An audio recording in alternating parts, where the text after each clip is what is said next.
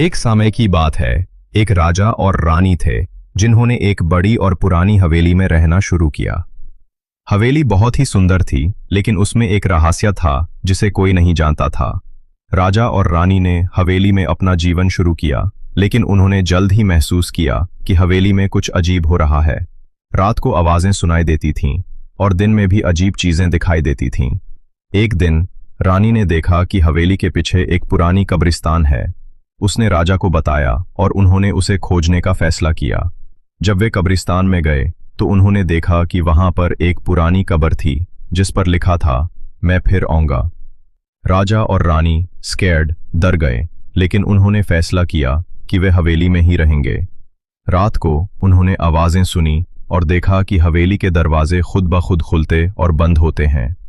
अगली सुबह राजा और रानी ने फैसला किया कि वे हवेली से बाहर निकल जाएंगे। जब वे जा रहे थे तो उन्होंने देखा कि हवेली के दरवाजे पर लिखा था, तुम कभी नहीं जा सकते। राजा और रानी टेरिफाइड डर गए और उन्होंने महसूस किया कि वे हवेली में फंस गए हैं। वे कभी भी हवेली से बाहर नहीं निकल पाए।